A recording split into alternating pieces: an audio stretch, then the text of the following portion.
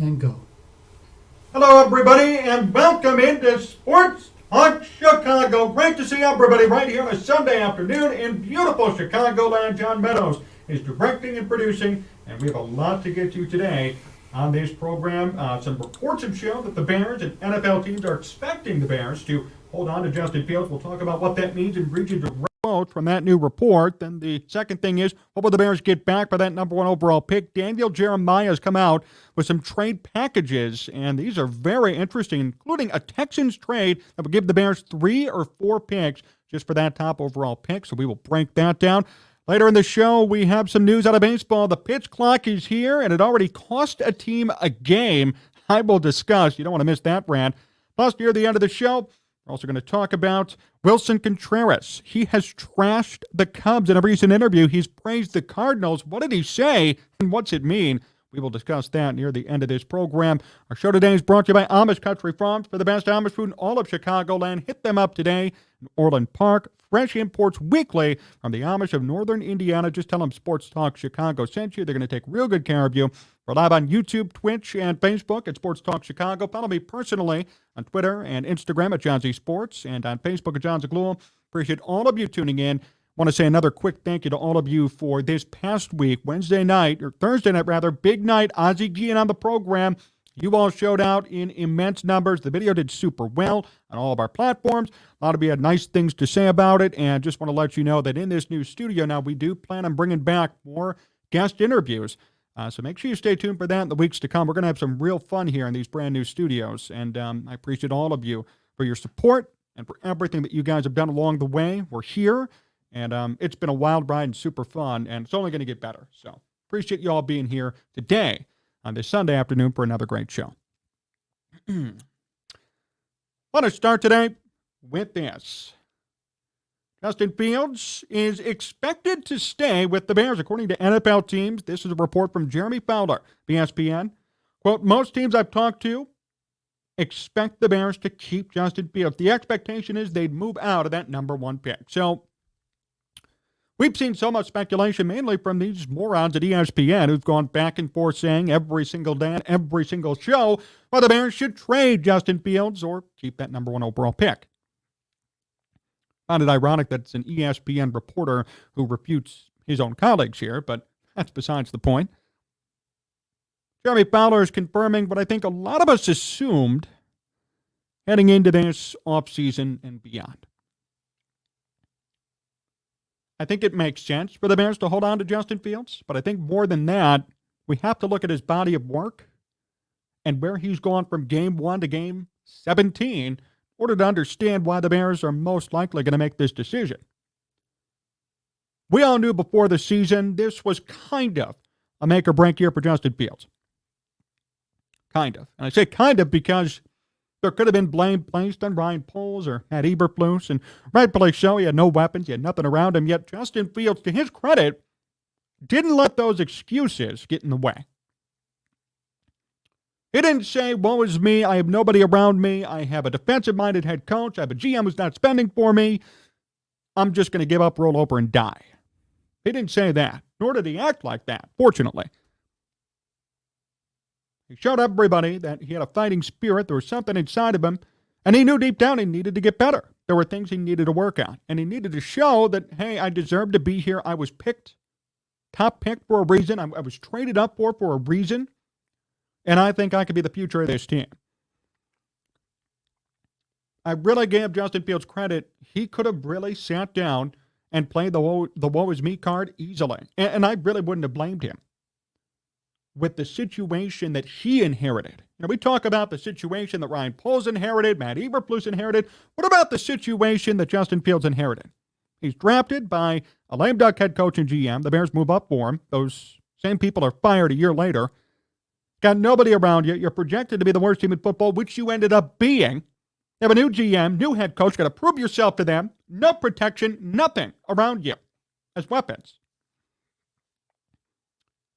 And he never said once, woe is me. I feel so sorry for myself. I'm not performing because of all the problems around me. I really give him a lot of credit. Not once did we hear Justin Fields say any of that out of his mouth, and now look at where he is today. He actually improved, if you could believe that, got better with that situation that he inherited, and now stands today ready to go next year in a really big make-or-break year for a good reason. Maybe we see Fields finally become a superstar instead of just a star or a mid-level quarterback. That's something we need to remember, too. Next year's a prove-it year, but I think it's a prove-it year in a different way. It's not, okay, let's see if Justin Fields is competent. We know that. It's, let's see if Justin Fields could really be a superstar in this league. And that's why I knew, entering this offseason, there was no way the Bears were going to trade him. And that's why this report makes sense.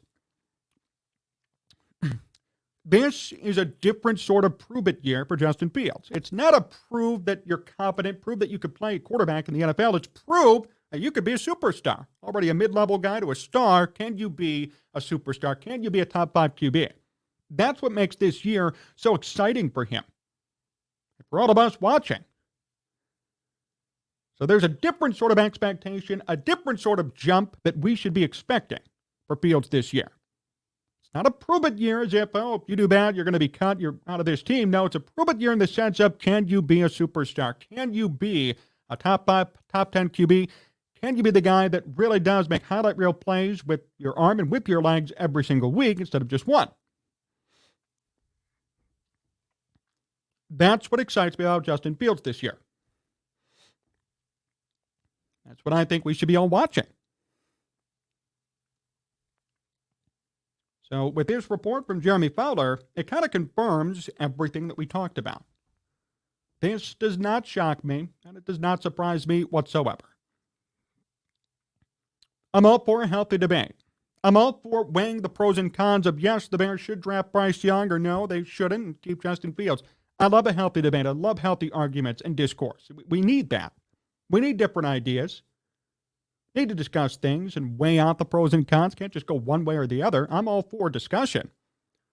But when you weigh out the pros and cons, when you make that list, when you look at Justin Fields, look at Bryce Young or C.J. Stroud or Will Levis, I think the answer is pretty clear. You keep Justin Fields. And you trade away that top pick and get 3 or 4 guys in return, which we'll talk about in our next segment. That's what you should be doing. And I think Ryan Poles is approaching the situation, to his credit, very well. I have no problem with this mindset or idea. That's what you got to do. And again, I say, next year, don't call it a prove-it year for Fields. Call it a superstar year or not for Fields. That's what it is. It's a superstar year. It's a next-level type year. We've all already assumed and already seen that he is a competent NFL quarterback, and that is enough for me to say the Bears should not trade him or they shouldn't draft a rookie. Imagine Bryce Young, rookie year last year, even rookie year this year with this sort of Bears team.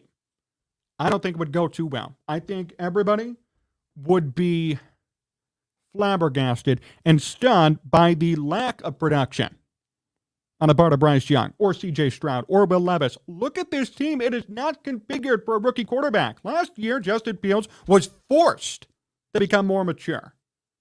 He was thrusted into the wilderness again and was told, good luck, kid. And you know what? He turned things around as the season moved forward and never said once, this team sucks. I'm not performing because of this team. He just went out there and played his ass off when he was healthy. That's commendable. That's respectful. Any other rookie quarterback would not be able to do what he did last year. That's enough for me to say no need to draft a quarterback. And it's also enough for me to say next year is not a prove-it year. It's a, are you going to be a superstar year? You're already at that star status. Will you be a top 5 NFL QB? We could find out a little bit more next season. That's what we need. That's what everybody should be expecting. That's what I would say to everybody wondering about this report, wondering what the Bears should do. I buy Jeremy Fowler. He's done great reporting over the years, especially on Believe it or not, Mitch Trubisky. A lot of great reporting from him. He got an exclusive interview with Mitch last year, and this report seems right to me, too. It just makes sense. Well, most teams I've talked to do expect the Bears to keep Justin Fields. The expectation is that they'd move out of that number 1 pick. Yes, perfect. Thank you, Jeremy Fowler. And again, I'm not saying Justin Fields is perfect, okay? I've praised him a lot during this segment, but I've also criticized him a lot too, and most of you know that if you've followed the program over the years. I'm not Justin Fields' number 1 fanboy. You'll never see me sitting here wearing a Justin Fields jersey, rooting him on. I just want to see good, solid play more than anything from this entire team. And Justin Fields has not been perfect. In these first 3 games of 2022, he was very reminiscent of last year. And last year was not impressive at all. It was scary. For a minute, you did think, hey, is he going to be a bust or not?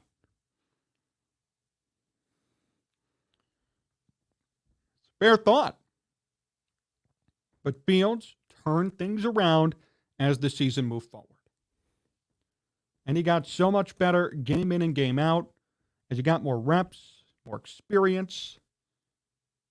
It was awesome. It was awesome the way he improved. The evolution of Fields that we saw week in and week out was just amazing. I mean, that Patriots game, in my opinion, Monday night was the best game of the entire season, team-wide for the Bears. They beat up on Bailey Zapp and Mac Jones. Handily, Fields played well. The defense played great. That team, that iteration of the team is what we need to see this season as a team. Same with Fields. That's the way things have to go for them. So I buy this report. I buy this idea.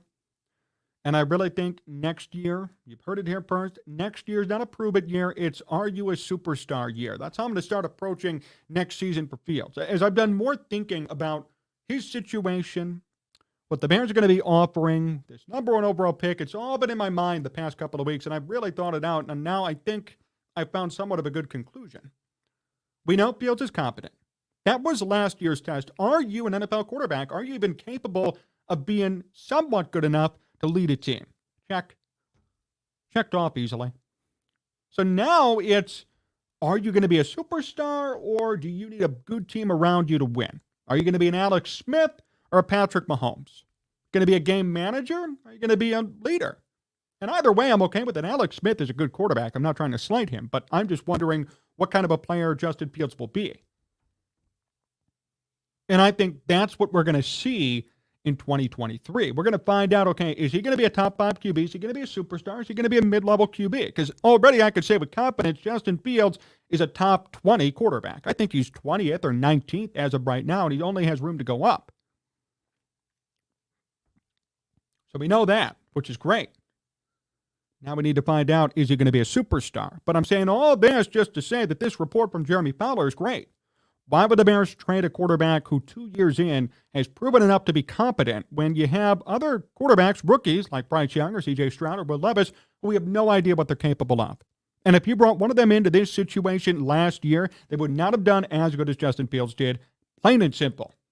And that should really end the discussion right there. Would Bryce Young, Will Levis, or C.J. Stroud have done better than what Justin Fields did last year with that team? Worst team in football. No weapons, no spending money, new coach, new GM. Would Bryce Young, would Will Levis, or would C.J. Stroud have done what Justin Fields did? Answer is no, and that's it. End of story, end of discussion. My guy Dan Tana coming in. Tana's so lit, yo. Yes, a Sunday stream from John. Perfect, Dan. Appreciate the donation, brother. Dan Tana is the man. You guys should follow his channel. By the way, at Tana Solet, he does a lot of tech reviews. I know he did one the other day, Samsung versus the new Apple iPhone. I tuned in, Dan. I loved it. Me and Dan go back and forth all the time on Twitter and Facebook, and I appreciate the donation and appreciate all of you guys hanging out with us here, taking a look at some of your other comments and who else tapped in. Joseph, I like Jap and the way he holds himself in the face of adversity. This team would have broke most QBs straight up. Fields having only 200-yard passing games in 2 years is a huge red flag where you should be considering to draft another QB. Fields hasn't shown anything to be confident. Interesting. Leodonis with that. Justin Fields is the best QB we have. I am grateful. Joseph Archer, the Bears just need to give Justin Fields help on both sides of the ball, and Justin will go from there. Let's go Bears. And Leonidas also said Bryce Young has better field of vision and better accuracy, so Bryce Young would do better than Justin Fields. You know, I say this to that comment, Leonidas. Maybe you're right, and maybe I'll be wrong. And in 5 years, you could shred me to pieces for having the wrong opinion on Fields versus Bryce Young. But how could you say that Bryce Young has better vision than Justin Fields? And here's why I say that. Remember Justin Fields' rookie year? Remember when everybody was giving him crap because he said, oh, the game is so slow to me, and he mentioned that in the preseason, and then he got killed his rookie year, right? We remember that.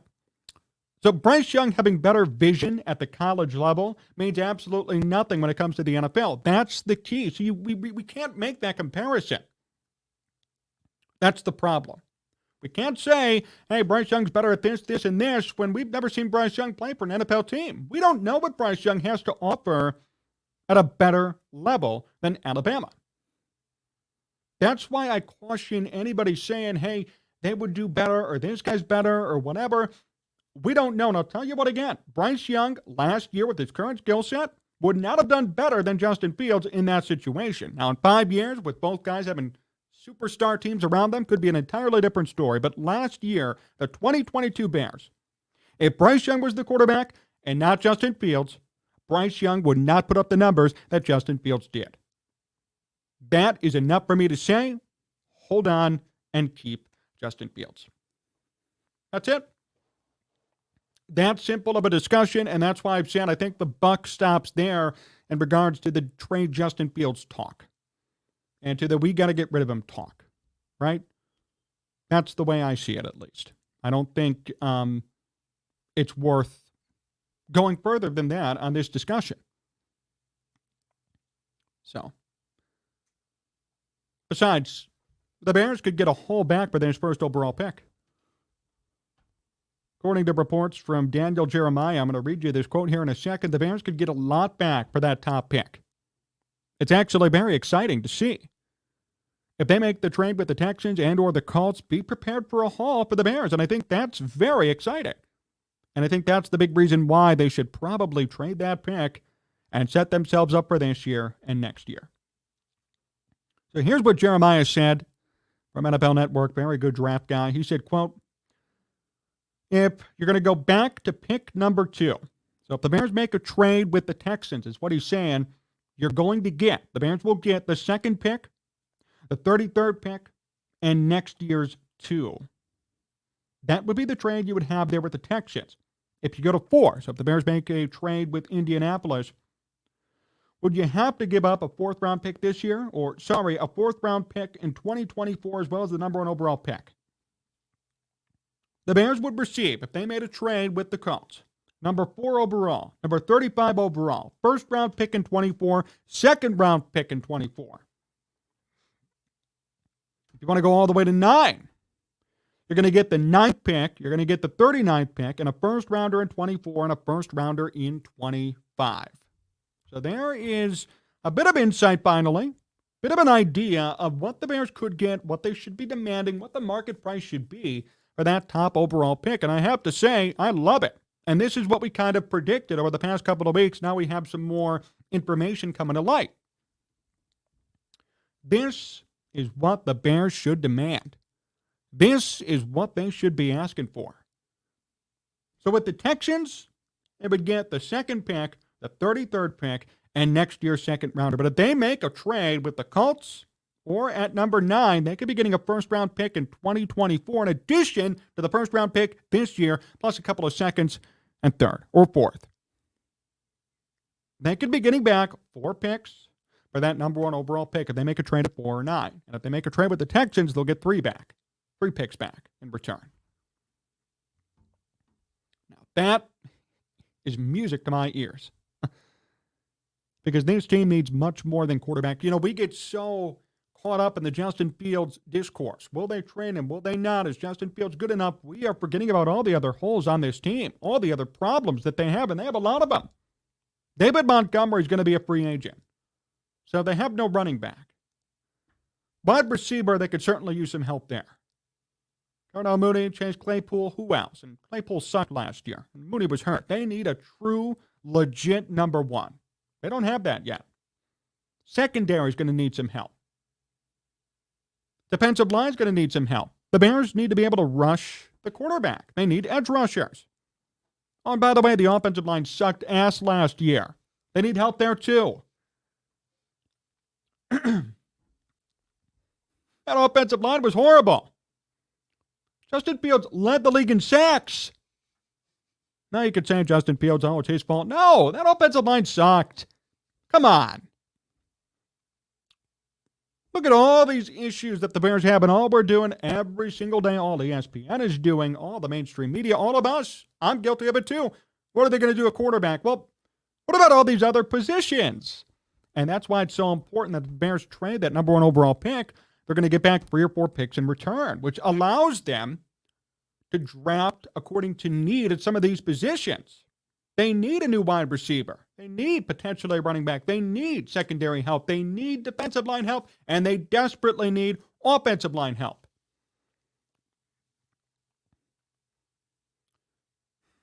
Trading away number 1 to slot number 4 or to slot number 9 could not you 4 picks. Trading number 1 could get you a couple of picks this year and a couple of more next year. That's what the Bears should be shooting for. And that's why I think the Bears will trade away that pick. Makes sense to me. Why not? Look what you could get in return for just trading number 1. And the best part is the Bears aren't desperate. Like, there's no one the Bears need at number 1 that they need to stay there for. Will Anderson and Jalen Carter could be going at 4 or 9. The Bears could trade back and still get a defensive stalwart in those spots.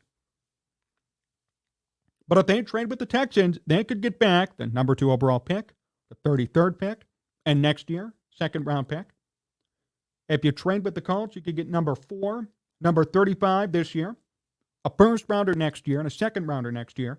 And if you trade at 9, you're going to get a 39th pick of this year, and a 1st rounder in 24, and a 1st rounder in 25, plus the 9 pick this year. So you trade number 1, you get 4 back if you trade with 4 or 9. You trade number 1 to number 2, you're going to get 3 back. But if you trade at 4 or 9, you can get a 1st rounder next year. That's what they should be going for. Do not give your pick to Houston unless they're willing to give you a 1st rounder next year. That's the whole criteria if you're Justin, or if you're Ryan Poles, rather. That would be my criteria if I were the GM of this team. Look, I want to make sure, if I were Ryan Poles, that I am set up for next year too, no matter what. What if they do a pick swap, right? Like, look at Denver this year. Denver lost their 1st round pick because they traded everything to get Russell Wilson. The Seahawks have that pick, but they went 9-8, made the playoffs, and they're going to be picking in the top 10. That's what the Bears should be for next year. Maybe the Bears go 9-8 next year, 10-7. Sneak in as a wild card. They lose round 1. Doesn't matter. They're still going to have a top 10 pick because of the team they trade to is going to suck. That's what they should be aiming for, pick-wise and draft positioning-wise. That's what they should be doing, in my opinion, at least. That's the way to go. You do that, you're going to be okay. But Brian Poles has to make sure that he gets the best bang for his buck. You have a giant-ass gold bar, and you want to get back tons of little gold bars that equal or succeed what the gold bar is really worth. That's what he has to do here. He has something very valuable, has to trade it and get more back. That's the classic barter system. That's it. And he knows what he needs too. See, that's the problem. And I think everybody else knows what the Bears need to. The Bears have so many holes. Everybody else sees it. So they know Ryan Poles is going to be looking for a king's ransom for that top pick. Everybody knows what Ryan Poles is looking for or intending with that top pick in a trade. Simple. So that's what the Bears should be focusing on, and that's what Poles should be focusing on. They go with that, they're going to be okay. That's what the Bears need to do. That's what Ryan Poles needs to do. They need offensive line help, defensive line help, secondary, running back, wide receiver. And you have this top pick, and you want to parlay that into 3 or 4 picks. How do you do it? Well, you trade with 4 or 9. Or you trade with somebody who's so quarterback needy that they're willing to mortgage all their future to get Bryce Young, C.J. Stroud, or Will Levis. Simple as that. Go down that route, you're going to be okay. That's my opinion, at least. That's how Ryan Poles should address this situation. And I appreciate this breakdown from Daniel Jeremiah. I find it to be true. Why wouldn't it be? Look at the Bears and what they did with Mitch Trubisky moving up and how much they gave up to move up one spot. Other teams will do this. Other teams will be desperate, especially Indianapolis or Houston. Indianapolis hasn't had a franchise QB since Andrew Luck retired. It's been, Matt Ryan, Phillip Rivers, Carson Wentz. It's been veteran after veteran after veteran. They tried Sam Ehlinger. He sucks. He's horrible. Nick Foles played a game there this past year. I mean, that's when you know you're scraping the bottom of the barrel. So it's time to draft a quarterback. And Jim Irsay said the same thing. We need a quarterback. Yes, you do. Actually, if you're playing Nick Foles at any point during your season, yes, you need a quarterback pretty damn bad. If he's suiting up, you need a quarterback. Trust me. They need a quarterback. And the Texans do too. I mean, they were split squatting quarterbacks. They played 2 or 3 of them in one game to end the season. They split time with Jeff Driscoll and Davis Mills. I mean, who are these people? And I know Davis Mills. I know Jeff Driscoll too. He played for the Lions a bit. But the point is, really? Jeff Driscoll's getting half time and Davis Mills is getting the other half of the time? You need a quarterback. If you're doing that crap at the NFL level, yes, you need a quarterback. Use these teams' desperation to your advantage if you're Ryan Poles. Force them to give you 4 picks for 1. And this goes back to the original talking point and the way we opened up our show. Why would the Bears trade Justin Fields? What do they need another quarterback for when they could trade this number 1 pick for 3 or 4 picks? That's what I think the Bears have to do this year. That's what I think their objective should be. Dantana, most times when a college QB is said to be the best in the draft, they usually turn out to be busts or never live up to the hype. We have a beast at quarterback already. Yep. I mean, not all the time, but most of the time, yes. I'm trying to think Baker Mayfield, Johnny Manziel. I mean, I could go on and on. Troy Smith, Colt McCoy, Jamarcus Russell, Ryan Leaf, Sam Darnold, Josh Rosen, Carson Wentz to an extent, Mitch Trubisky to an extent, Blaine Gabbert. I mean, I could just go on and on and on. It doesn't even matter. But yeah, you're right. Top picks, top guys, top 5 projected QBs. Where do they go? Nowhere. It's not always going to work.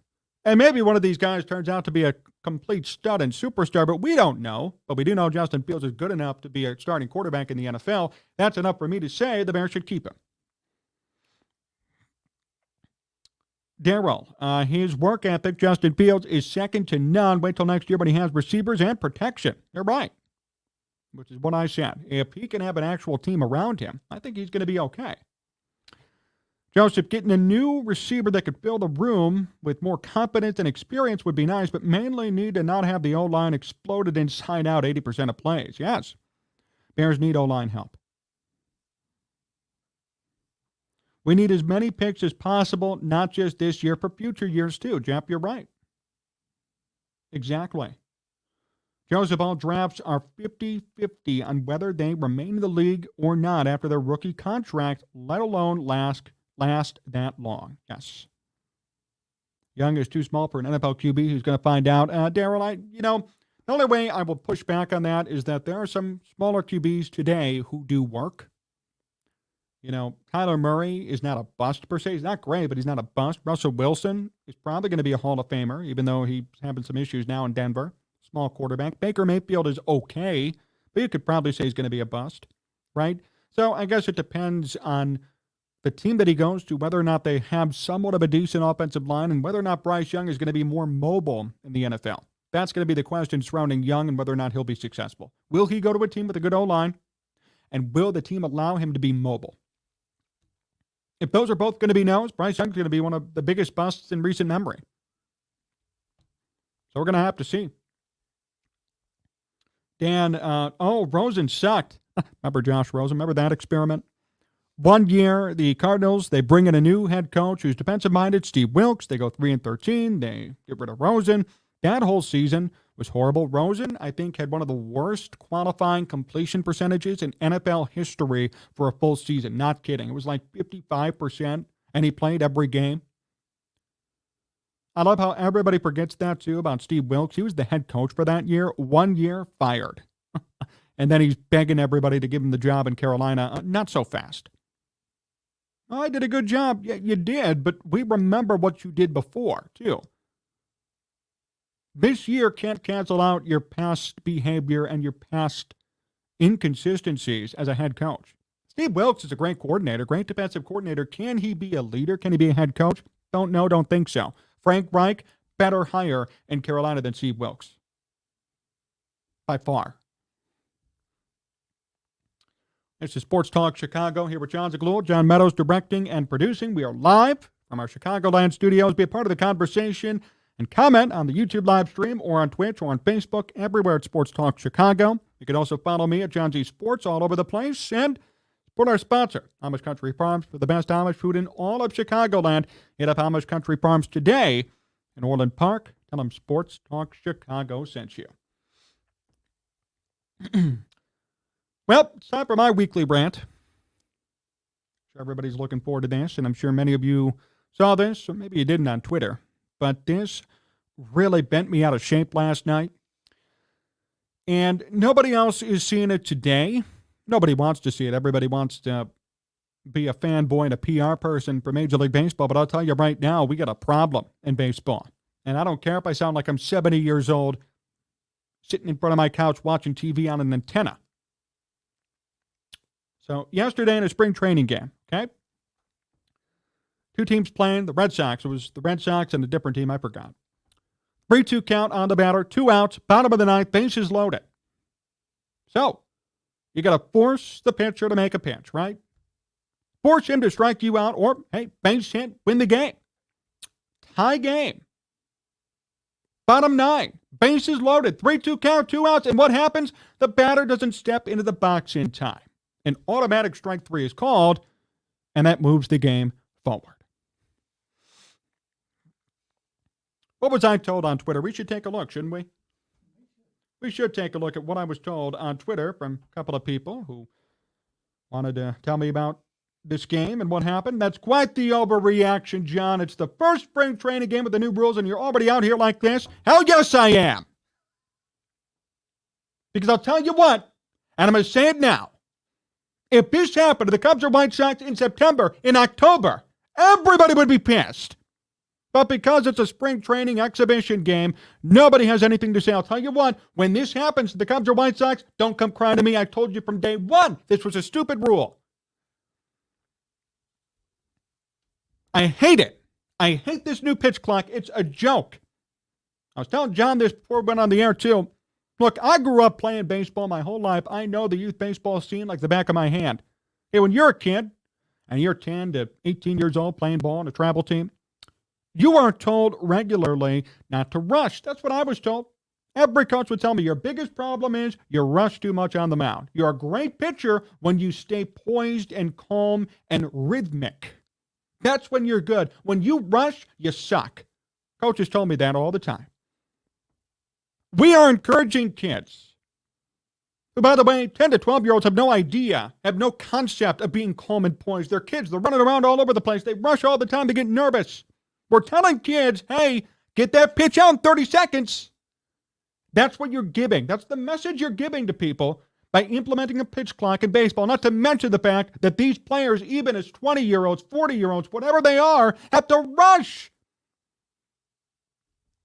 What a damn joke. And I'm just waiting. I'm waiting for the time in which there's a big game and this happens, because it's going to happen. You know it. If it already happened in spring training and everybody's laughing about it, oh, these are the new rules. Ha, ha, ha. This isn't funny. This is a damn joke. This is what, Major League Baseball? Doesn't look like it to me. I don't know what the hell this is. This is in-house T-ball, whatever the hell you want to call it, rec league baseball, sandlot baseball. This ain't Major League Baseball. No way. It isn't. Not the Major League Baseball I know. Hold on, frickin' pitch clocks. What the hell is this crap? You kidding me? You lose a game because you didn't step into the box in time? Get out of here with this. And everybody's so happy. Hey, this is how the game is now. Get used to the new rules.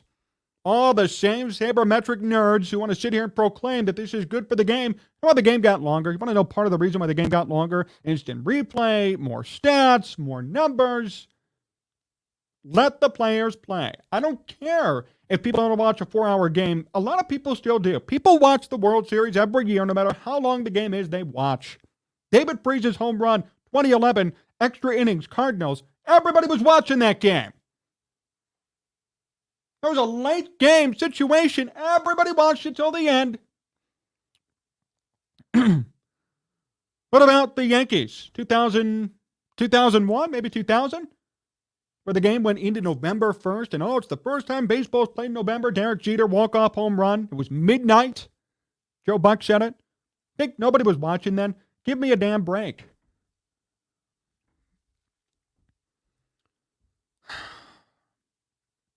But no, it's time to make a change because baseball's going too slow. And everybody's saying, look at these spring training game times, 2 hours, 20 minutes.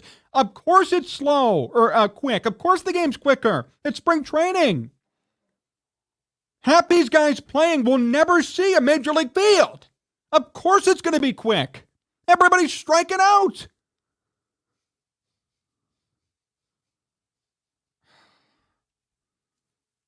I just can't wait. I want it to happen. Now I want it to happen.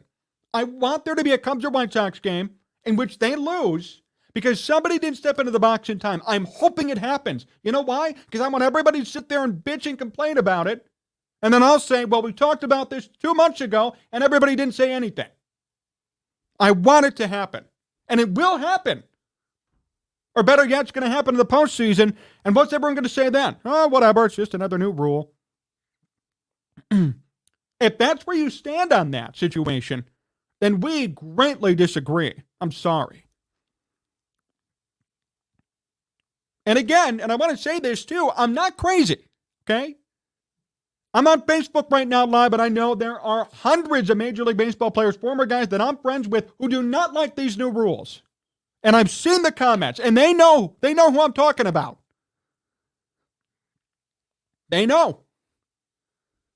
I don't want to shout anybody out, and I don't know if it's going to get anyone in trouble, but I've seen, and everybody knows, they're public comments. Go to my old posts about pitch clocks and new rules. Please, you could see. There are former players, accomplished players, former league leaders in certain categories commenting saying these rules suck. So it's not just me. I'm on the side of the players who made this game great. In the 90s, the 2000s, 2010s, the eras in which I grew up watching baseball, the game was great. And slowly but surely, each and every year, it's gotten worse and worse.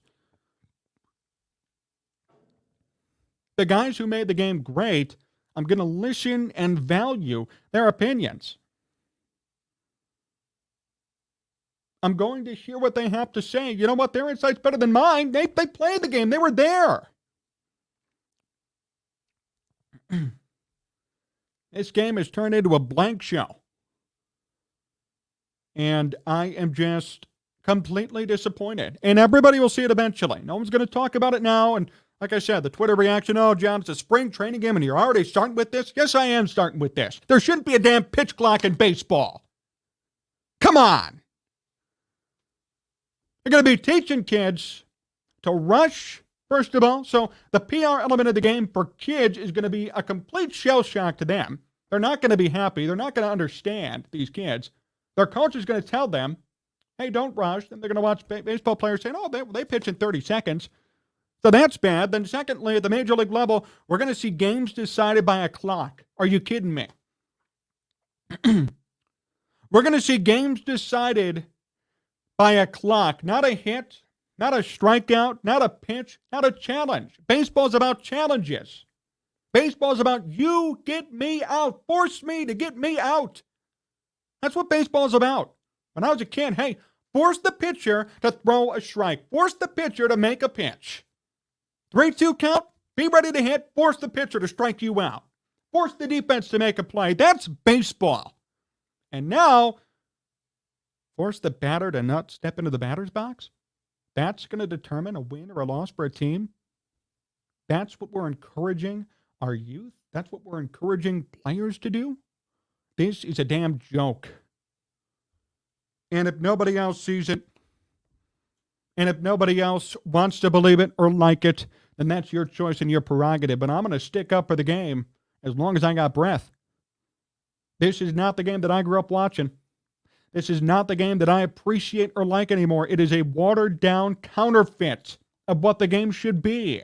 And if you don't see it that way, that's fine.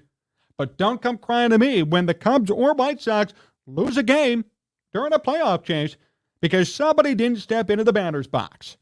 I warned you from today, here in February. If you don't want to hear it, then don't hear it. I know, Dan, you're on my side. A clock and a ghost runner, terrible, yep.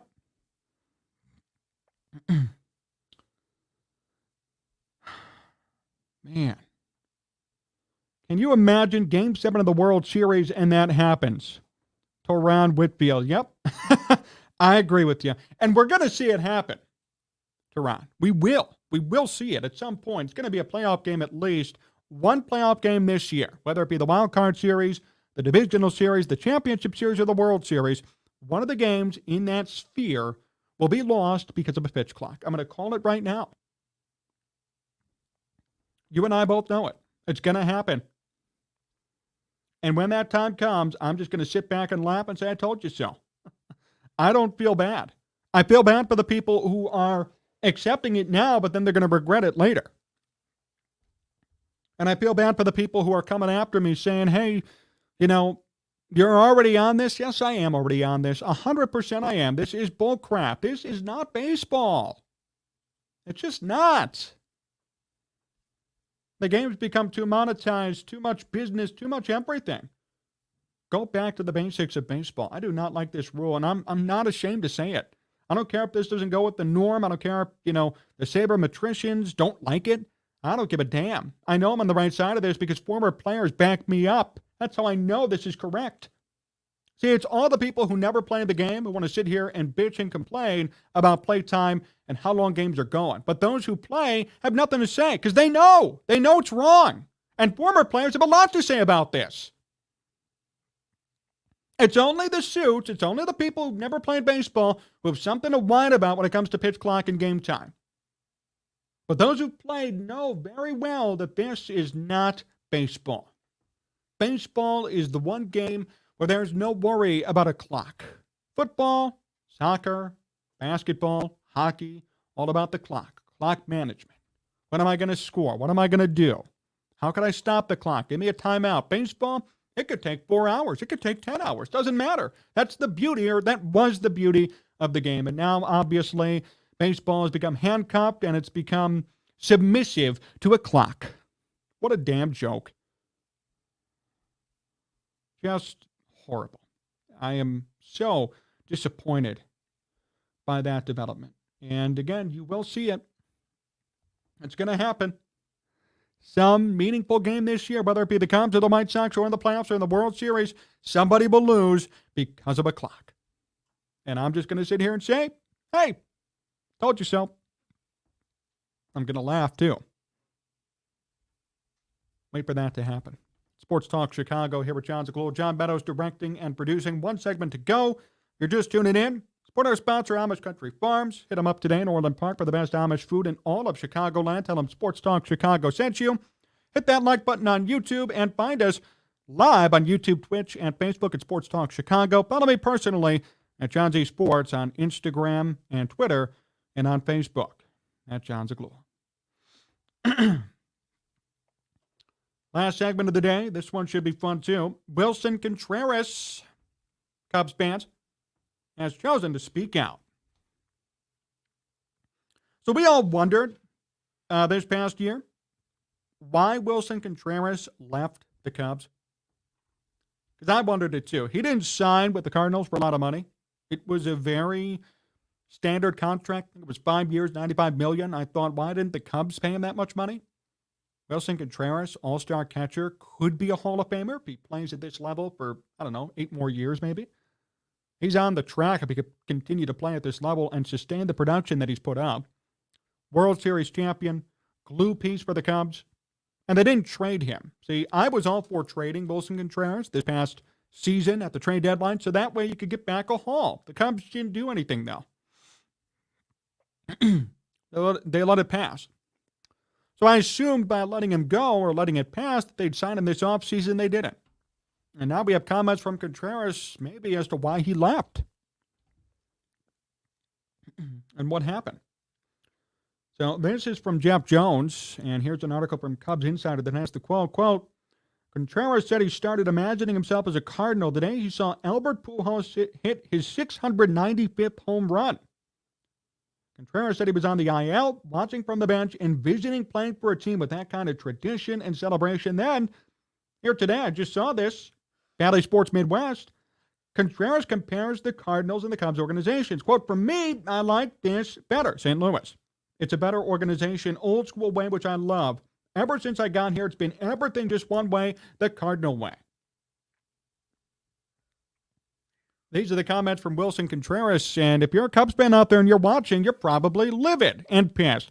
I am, but I also don't blame him. So it goes both ways. I'm pissed because Willson Contreras left for only $95 million. The Cubs easily could have paid that much money. Shows how cheesy-ass the Ricketts are sometimes. They spent $177 million on a guy career hitting .260, and that's okay. But they can't sign a catcher who's the glue piece to their squad who won a World Series with them, who is still performing with them. And they don't trade him for prospects that let him go. I'm pissed about that, and I can see why Contreras is saying this. But on the flip side of it, you're going to tell me that you were mistreated and that you didn't like the Cub way? You won a damn World Series here. You won it all here. You did everything here. You were an all-star. You were a starting catcher. How could you say that the Cardinal way is the better way? You haven't even played a full season there. You've been there for a couple of weeks in spring training. How could you say it's a better way? You don't even know what the way is yet. So it goes both ways, Willson. One or the other. I can understand why you're probably mad. Yes, I get it. I'm with you. Should have been traded for prospects. You weren't. You didn't come back. But I'll tell you what. Don't sit here and tell me the Cardinal way is better when you haven't even played a game with the Cardinals yet. You don't even know what the way is for the Cardinals. Well, what's the Cardinal way? What, they paid you $95 million? Congratulations. Had you gone to any other team in baseball, 28 other teams would have paid you the same amount of money, if not more.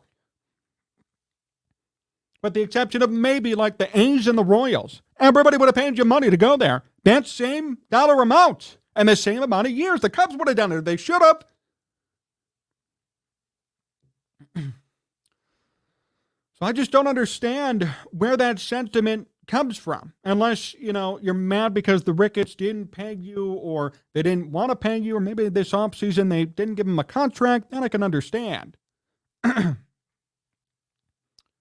But don't tell me the Cardinal way is the better way. You have no idea which way is better. You don't know what the better way is or what that even means. You haven't even played a game with them. And what? So you were watching the game while you were on the IL? Way to be engaged in your team. You're on the IL, you're on the bench, you just said it, and you're watching Albert Pujols' game-breaking 695th home run, and you're thinking, wow, I want to be there. Way to stick up for your team, Willson. Way to be really into it with your team during the game. Thinking about freaking Albert Pujols and the Cardinals and, wow, I want to be on a team like that. That's what's going through your head on the IL while you're with the Cubs during a real game on the bench. And you know what? Good riddance. Get the hell out of here then. That's what you're thinking about, and you're still on the Cubs, and you're on the IL, and you're on the bench, then get the hell out of Chicago. I never want to see you again. See, it goes both ways. Everybody's in the wrong here. Willson is in the wrong. The Cubs are in the wrong. The Cardinals are in the wrong. Everybody has a share of the blame. And that's why I'm coming after everybody. It's not just the Willson comments that get me. It's everything behind it and in front of it.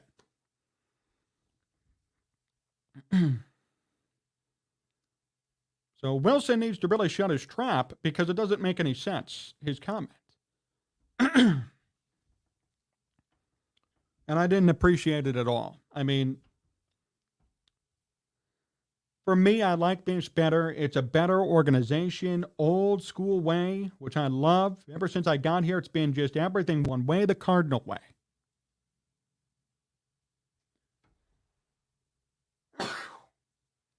I'm getting so worked up, I'm sneezing. The Cardinal way. The hell does that even mean? I mean, I know what it means. I like the way the Cardinals do business. They have tons of prospects all the time, tons of guys who just come up and kill it. I like what they do. I wish the Cubs did it. But my thing is, you haven't played one game there. You just got paid by them, and all of a sudden you're the mouthpiece for the Cardinals? What are you, a politician? All of a sudden, somebody pays you, a special interest group pays you, and now you're their mouthpiece?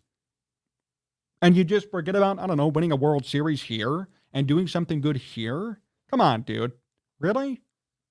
Willson, you won the World Series here. You were the glue piece here. You were everything here for a decent amount of time. You meant a lot to this team. You can't just forget about all that and move forward and move on. That makes no sense to me.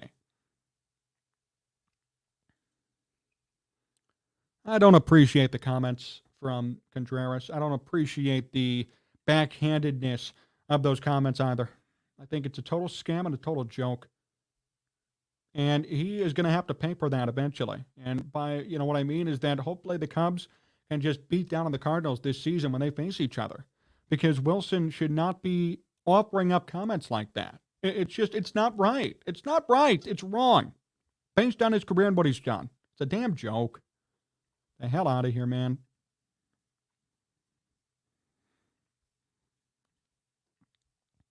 I definitely took offense to that.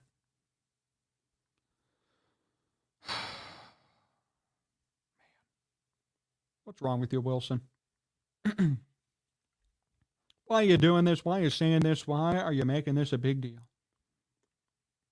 You've never played a game in Cardinal red yet, and yet you know that they're a better organization just because they paid you. So would he be saying the same thing if San Diego paid him, or if Los Angeles paid him, or if Pittsburgh paid him, Milwaukee? The Brewers were in on Contreras for a while. They could have paid him. Just despicable comments from Willson. And I don't want to see him in Chicago again now. I used to be kind of neutral on him. I liked him. I think he was a good player. Now I don't care for him anymore. I think I'm done with him because the fact that during a team game for the Cubs, you're sitting there thinking about Albert Pujols and why the Cardinals are a better organization, then again, good riddance. See you later. Don't come back. Don't ever come back. Leave and stay over there. If that's what's really going through your head, when you're on the bench engaged in a Cubs game, coaching up some younger players, being a leader, you're supposed to be a leader and a mentor, and your head's on the Cardinals, then, dude, get the hell out and don't come back. That is horrible, in my opinion. Just horrible from Contreras. I think it's totally wrong, and I think, he will pay for those comments eventually. Hopefully the Cubs come in and they sweep the Cardinals and they send a message saying, hey, we're still a good organization too. That's what I'd love to see. That would be the best way to make them pay for what they said. But I can't defend any of those comments from Willson. His choice. He's wrong. So I had to give some time for that because I was very disappointed in what he said.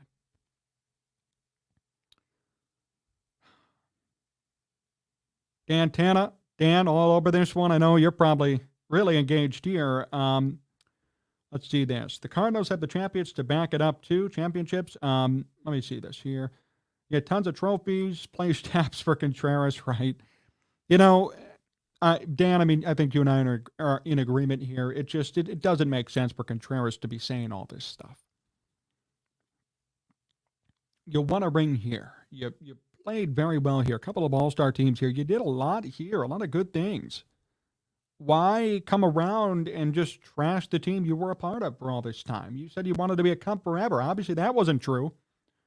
You said you wanted to be a Cub, and yet you're thinking about a different team on the bench. So you're not. You didn't want to be a Cub. You're lying. Oh, man. What a tough look for him. Wonder if the Cub fans will boo him when he comes to Wrigley Field. I would. If I were there, I'd be the first one booing him. I don't know if anybody else will, though. What a show today. A lot of outrage, a lot of meanness. I'm kidding. But also some good insight, especially about the Bears and what they could get back for that top pick. I appreciate everybody tuning in today. Sunday afternoon stream, loved it. Had a great time with all of you being engaged and hanging here with us. Big thank you to John Meadows directing, producing, working everything behind the scenes to make sure this show got on the air and went through smoothly. And our sponsor, Amish Country Farms in Orland Park today for the best Amish food in all of the Chicagoland area. Just tell them Sports Talk Chicago sent you.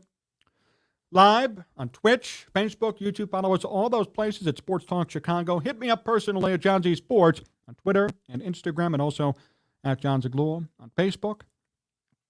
And I appreciate everybody tuning in. Going to hopefully be having some news in the next couple of weeks regarding the show. Possible expansion opportunities. So stay tuned for that as well. And I hope everybody has a great night. We will see you Wednesday night for a new program. And I'm sure there's going to be a lot to discuss around that. Thank you so much for watching. And so long, everybody.